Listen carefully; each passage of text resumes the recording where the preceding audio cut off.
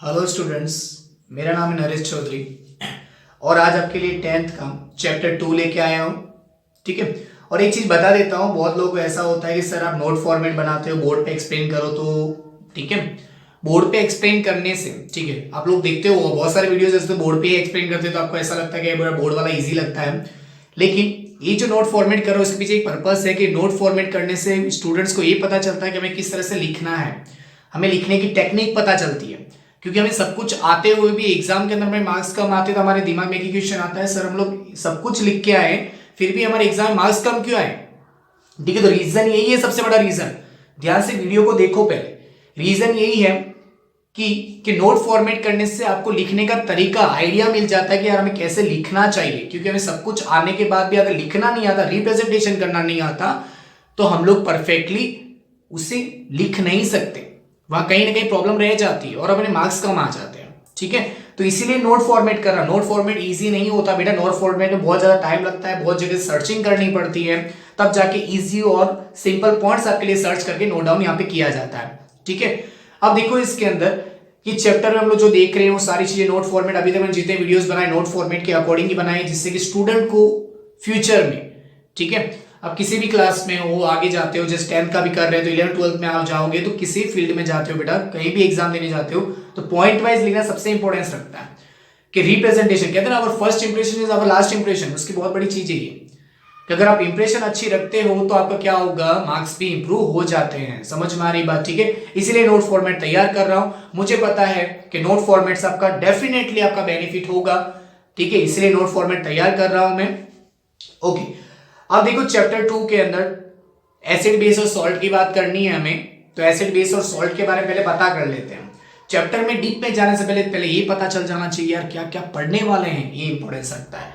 और कोई डिप्रेशन, कोई टेंशन, कोई लेना नहीं है, बिंदास स्टडी करो, सब कुछ अच्छा होगा। क्लियर? आपके लिए पूरी एफर्ट कर रहा हूं मैं जिससे कि आपको इजी से फॉर्मेट मिल सके। मुझे और थोड़ा मोटिवेट करने के लिए आपको मेरे चैनल को लाइक और सब्सक्राइब कीजिए, जिससे मुझे थोड़ा और मोटिवेशन मिले, जिससे कि मैं और अच्छे वीडियोस आपके लिए लेके आऊं और आपके और नोट फॉर्मेट आपके लिए तैयार कर सकूं। ठीक है, ओके, अब स्टार्ट करते हैं एसिड बेस एंड सॉल्ट। तो सबसे पहले पता कर ले सर एसिड होता क्या है। ठीक है, अब देखो एसिड नॉर्मली ऐसा कहा जाता है कि एसिड का जो टेस्ट है बेटा वो कैसा होता है, सॉर टेस्ट होता है। कैसा टेस्ट होता है? सॉर होता है। ठीक है, पॉइंट वाइज चलें तो देखो यहां पे an acid is a chemical species that donates proton और hydrogen ion and accept electrons. ठीक है, वो क्या करता है, प्रोटॉन को डोनेट करता है। प्रोटॉन मींस क्या होता है, प्रोटॉन और हाइड्रोजन आयन मींस ए वाला, इस तरह का। देखो इसको इस तरह से मैं डिनोट कर रहा हूं यहां पे, ए देखो H प्लस मींस अगर आपने कोई सॉल्यूशन लिया है ना बेटा, ठीक है, और कोई इसी सॉल्यूशन के अंदर अगर आपको H प्लस आयन दिखाई देता है, कौन सा है, H प्लस आयन अगर आपको दिखाई दे, ठीक है, तो वो सॉल्यूशन कैसा होगा पता है, एसिडिक होगा। कैसा सॉल्यूशन होगा वो, एसिडिक सॉल्यूशन होगा। क्लियर? तो H प्लस को क्या बोलते हैं, प्रोटॉन या हाइड्रोजन आयन बोलते हैं। क्लियर हो रही बात? ठीक है, अब देखो accept electrons and accepts electrons means वो क्या करता है, डोनेट करता है। ठीक है, डोनेट करेगा क्या, प्रोटॉन, और एक्सेप्ट करेगा इलेक्ट्रॉन्स को। इलेक्ट्रॉन को एक्सेप्ट करेगा और प्रोटॉन क्या करेगा, डोनेट करता जाता है। Clear? N acid comes from the Latin word. Acid real में देखा जाए तो लैटिन वर्ड से बिलोंग करता है, और लैटिन वर्ड में क्या बोलते हैं उसको, एसिडस बोलते हैं, एसिडस या एसर। ठीक है, उसी का मतलब क्या होता है, श्योर। श्योर, ठीक है। Since one of the characteristic of the acid in water is a sour taste. कैसा टेस्ट होता है इसका, सॉर टेस्ट होता है। सॉर मतलब खट्टा होता है। ओके सर, इसका मतलब क्या हुआ, सॉर होता है। तो अब सुनो ध्यान से, सॉर का मीनिंग क्या हो बेटा, सर कैसे पता चला, एसिड को पी के देखा क्या? देखो नॉर्मली आप लेमन यूज करते हो, ठीक है, तो लेमन के अंदर आपने देखा होगा उसके अंदर एक एसिड प्रेजेंट होता है जिसे हम लोग सिट्रिक एसिड बोलते हैं। कौन सा एसिड बोलेंगे, सिट्रिक एसिड। ठीक है, तो एसिड का नेम आया।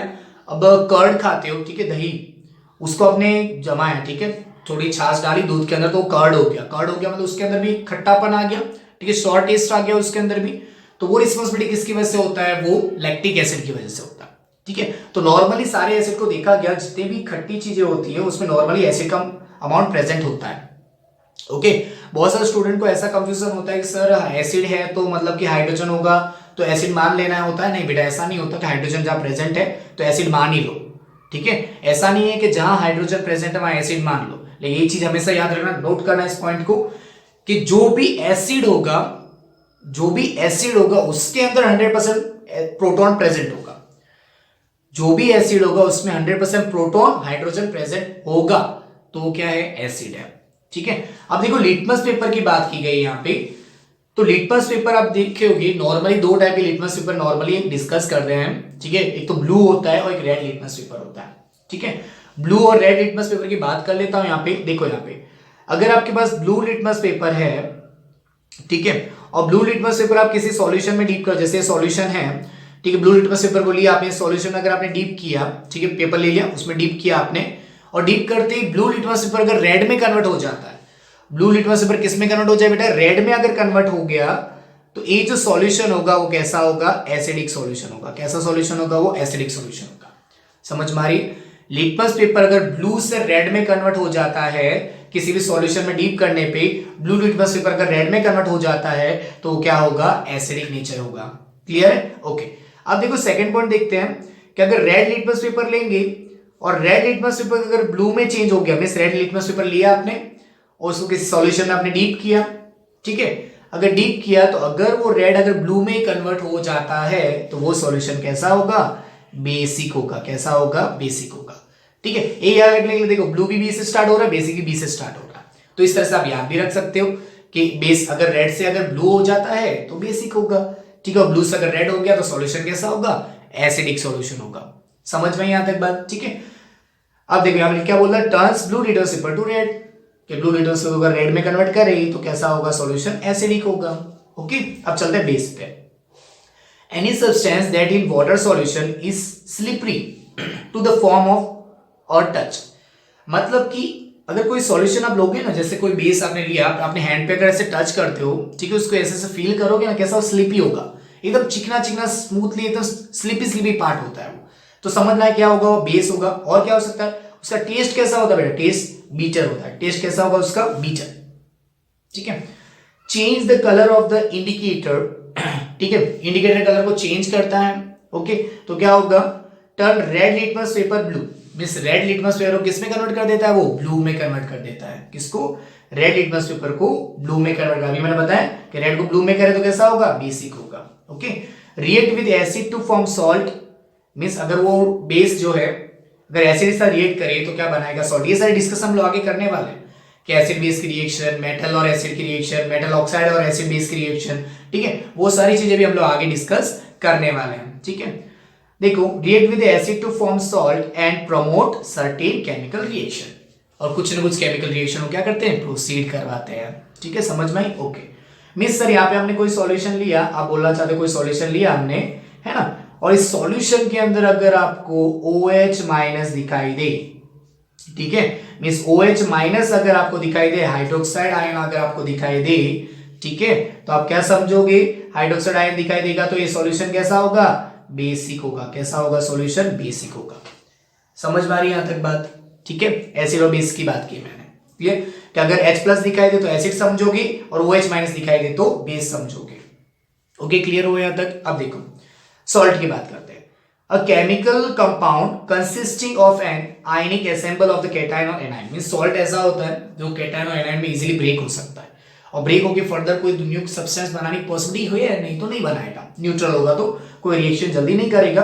ठीक है, salt are composed of relatively number of the cation and anion so that the product is electrically neutral. ठीक है, मींस प्रोटॉन पॉजिटिव जितने हैं उतने ही नेगेटिव भी हैं, तो पॉजिटिव अगर प्लस 5 पॉजिटिव है तो नेगेटिव भी 5 है, तो क्या हो जाएगा, माइनस क्या हो जाएगा, 0 हो जाएगा। 0 के मतलब सॉल्यूशन कैसा, न्यूट्रल है।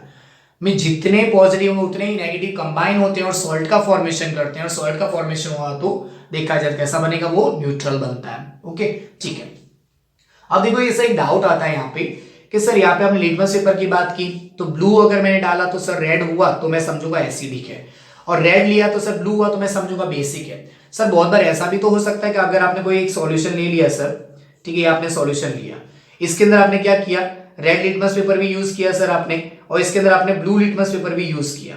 ठीक है, blue litmus paper and red litmus paper हमने यूज किया।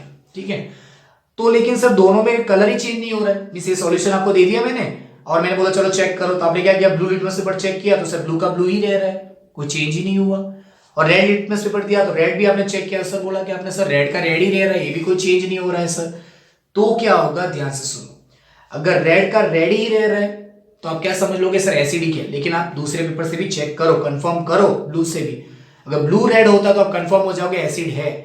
लेकिन आपने ब्लू से चेक किया तो ब्लू भी ब्लू ही रह रहा है सर, ब्लू भी चेंज नहीं हो रहा, रेड भी चेंज नहीं हो रहा है, ठीक है। तो ये सॉल्यूशन कैसा हो जाएगा अपना, न्यूट्रल हो जाएगा। कैसा हो जाएगा, न्यूट्रल। मींस ना तो ये एसिडिक है ना ही बेसिक है, ये कैसा सॉल्यूशन है, न्यूट्रल सॉल्यूशन है।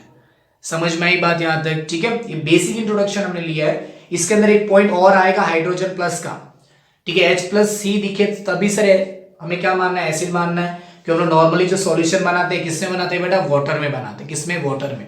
तो देखो अगर आप H+ सॉल्यूशन में देखते हो ना, तो H+ कभी स्टेबल नहीं रहता। मैं एसिड की बात कर रहा हूं, H+ कभी स्टेबल नहीं रहता। H+ क्या करता है, वाटर के साथ सॉल्यूशन बनाया आपने तो ये क्या करेगा, वाटर से रिएक्ट कर देगा और क्या बना देता है, यहाँ पे H3O+ बना देता है। मीन्स आपको सॉल्यूशन में H+ नहीं दिखेगा, क्या दिखेगा, H3O+ दिखाई देगा, H3O+। क्योंकि H+ क्या होता है, बहुत ज्यादा रिएक्टिव होता है, तो जल्दी से वाटर के साथ रिएक्ट कर लेता है और क्या बना देगा, H3O+ बना देता है। इसलिए H3O+ अगर आपको सॉल्यूशन में दिखाई दे तो आप क्या समझोगे कि सॉल्यूशन कैसा है, एसिडिक है। कैसा सॉल्यूशन होगा बेटा, वो एसिडिक सॉल्यूशन होगा। समझ में आई बात। ये नॉर्मल इंट्रोडक्शन पार्ट लिया हमने, शायद समझ में आ गया होगा आपको अच्छे से, क्लियर। आगे के सारे पॉइंट्स बहुत इंपॉर्टेंट है, तो नोट फॉर्मेट तैयार करने का तरीका और इंपॉर्टेंट पॉइंट्स प्रिपेयर करने का तरीका सेम है, ठीक है। तो सारे पॉइंट्स आगे मैं कवर अप कर रहा हूं, ठीक है। तो इसीलिए अच्छे से रेगुलर स्टडी करते रहो, कोई टेंशन नहीं लेना, बिंदास रहो, ठीक है। Okay, all the best and thank you.